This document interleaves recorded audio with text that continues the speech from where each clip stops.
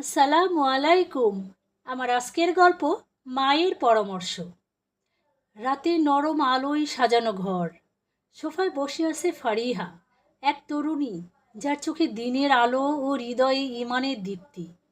তার পাশে বসে আছেন তার মা, যিনি সারা জীবন হালাল হারামের সীমা রক্ষা করে মেয়েকে মানুষ করেছেন।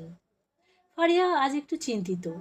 চাকরির ইন্টারভিউতে সুযোগ পেয়েছে, কিন্তু প্রতিষ্ঠানটি এমন যেখানে পর্দা রক্ষা করা কঠিন হবে।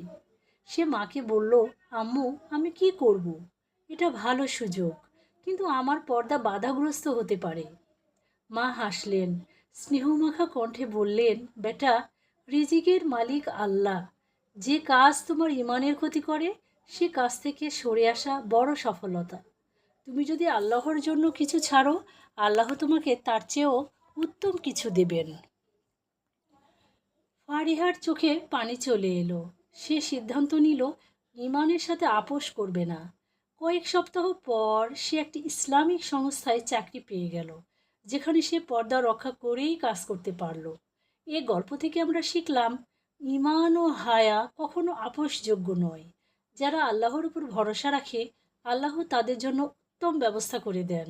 মা বাবার পরামর্শ দিনই জীবনের পথ চলায় আলো হয়ে থাকে। যে আল্লাহকে ভয় করে, আল্লাহ তার জন্য উত্তরণের পথ তৈরি করে দেন এবং তাকে এমন স্থান থেকে রিজিক দেন যা সে কল্পনাও করতে পারে না। সবশেষে বলি, লাইক, কমেন্ট এবং সাবস্ক্রাইব করতে ভুলবেন না। সকলকে অনেক অনেক